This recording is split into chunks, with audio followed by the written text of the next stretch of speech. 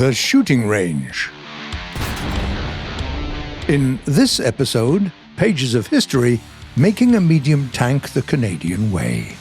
Tactics and strategy, the new sights. And Metal Beasts, the top Soviet MBT.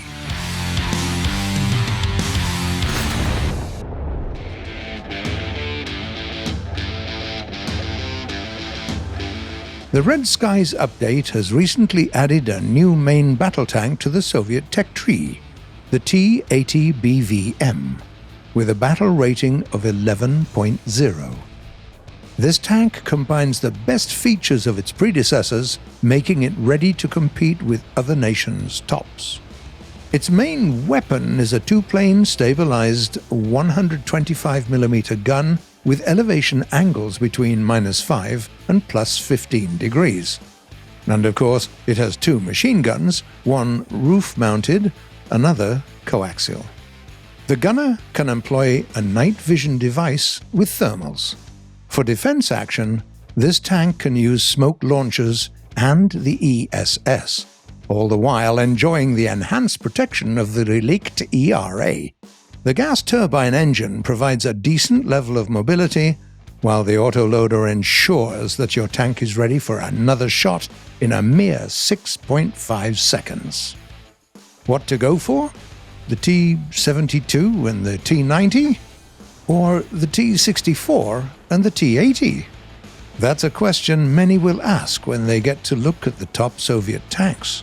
Each of them has its own advantages, including the highlight of today's episode. The 125mm gun looks all too familiar. After all, any gun is as good as what it shoots, right? Well, there's another new feature of the update, the 3 BM60 Svinets 2 APF-SDS round. It can easily penetrate the hulls of the Abrams or the Leopard at any distance, although the turret fronts are still too tough for it. The 1250 horsepower gas turbine engine provides speeds up to 50 and 55 kph off-road, which is enough to ensure you get where you want to be when you want to. Even its reverse speed, which is a frequent issue for the Soviet MBTs, shows some improvement with 11 kilometers per hour. It's still lagging behind the Western counterparts, but at least enough to retreat to cover. Another frequent issue is the gun aiming speed. If that's been bugging you, rejoice! For this tank has a speed of 40 degrees per second, both horizontally and vertically. Finally, let's talk about its defense. Most of the tank's hull is protected against enemy rounds with the Relikt explosive reactive armor, but the weak spots are still here. The lower front plate, the upper front plate's cleavage, and the gun mantlet are all vulnerable, and the crew of only 3 people doesn't help survivability. And there's another disadvantage inherited from all its predecessors. As one of our viewers aptly put it, all Soviet tanks can be described using only 2 words: -5. If you're playing on a hilly map, you always want the depression angle to be better. Each battle requires a careful choice of direction so that you don't find yourself helpless with full ammo and at full integrity. Basically, the T-80BVM is another very much Soviet MBT with the usual pros and cons. The difference is that there are more pros and fewer cons now.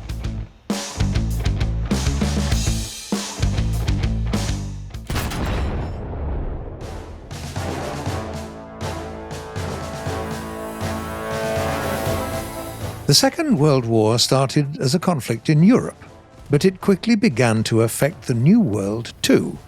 America had significant production capabilities, so both the French and the British tried commissioning tank production overseas. The initiative didn't amount to much, though.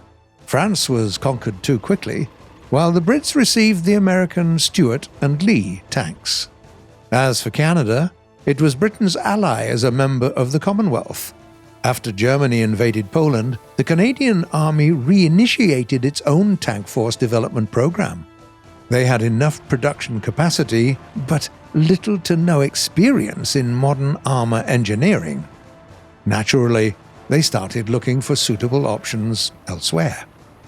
The British system that they used implied dividing tanks into infantry and cruiser classes. It was easy to choose a tank for the former class, since the Churchill was still in development. They opted for the production of the Valentine. By the way, many of those tanks ended up in the Soviet Union, providing the help it needed so much. The cruiser class, however, was trickier to fill. Older British models were simply too unsuitable. So, Canada asked its southern neighbor. At the time, they were developing the M3 Lee to replace the poorly designed M2, and it looked like a great machine, but the Army couldn't agree to place the main gun in the hull, so the only thing they could do was to order the engineers to develop their own cruiser tank using the best, latest ideas they could find. The new tank was based on the M3 Lee chassis, but with a fully reworked upper part. Compared to the clumsy M3, the new tank was lower and had a 76mm thick armor covering. The weaponry was redesigned too. Originally, they planned to install the 6-pounder gun, but the Brits didn't finish the work on time, so the first batch of tanks had to use the 2-pounder ones. The machine gun was installed on a turret mount next to the driver, as on the Crusader. The resulting tank was called the Ram. It was good enough to spark interest in the US specialists, who even asked to send one of the first units to Aberdeen shooting range for testing.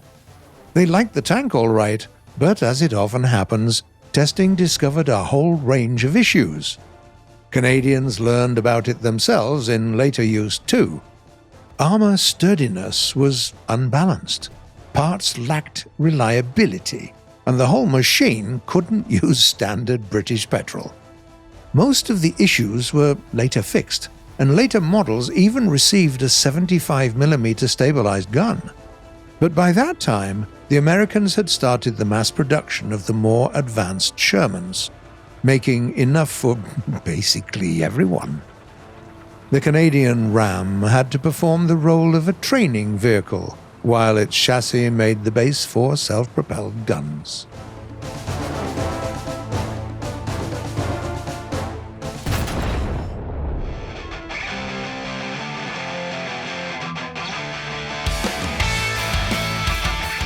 Today we'd like to tell you about the new sights brought to the game by the Red Skies update. Commander's sights, rangefinders, fire control. If you haven't learned your way around this yet, let's do it together. So, commanders of many top tanks can now use their own optics. If you want to use it in battle, you might want to assign a key in Controls, Ground Vehicles, Camera Control, Commander Sight. There's an alternative if you don't want to use a separate key. Go to Options, Ground Vehicle Battle Settings, and check the Include Commander Camera in Views list. You can include it into the gunner's sight cycle or the binoculars. Done. What does it give us? The new sight works separately from the turret and enjoys its own zoom levels, independent of other optics. Moreover, the night vision and thermals are now found here, instead of the binoculars. Another change that affected some of the tanks is the commander's fire control. You can check whether a certain machine has it in the Hangar X-ray mode by pointing your cursor at the commander. Again, to make it more comfortable, set up a key bind for it by going to Controls, Ground Vehicles, Weaponry, Commander Fire Control. Now you can aim the gun and shoot it without switching the view. It does come with a caveat, however.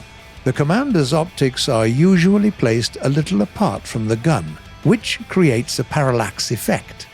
It won't be a problem when you shoot at longer distances, but you'll have to get used to corrections in urban skirmishes. Another difference is that the new sight doesn't have a range scale, but if your tank has a laser rangefinder, the distance will be calculated and shown automatically. The fire control system also makes up for the parallax effect for you. The function works for the gunner's sights too, so you don't need this new option to enjoy it. Now, how is it useful in battle? First, since 2 crew members can now operate the gun on some tanks, losing one of them has become less critical. Is your gunner out? Switch to the commander's sight and shoot back without waiting for the crew replenishment. Second, it's now easier to use rounds with poor ballistics on tanks with laser rangefinders. For instance, the HE round's muzzle velocity on the American M60A1 is only 682 meters per second. Getting a successful hit with it on any distances above 1 kilometer was a tricky task. But now even a beginner can do it. Another example is the Soviet BMP-3. Its high explosive has a speed of a mere 355 meters per second. But with a laser rangefinder, you'll have no problem delivering it to the enemy tank's roofs. Finally, the air defense machines. Previously, you only had 2 main ways to search the skies: a gun sight with a good zoom and a narrow view, or the binoculars with less zoom and a wider view. Now, the commander's sight on some machines provides a medium option with a good view and a zoom level just enough to find your target. That's it for new sights. It's time for us to zoom in onto those questions you ask us in the comments.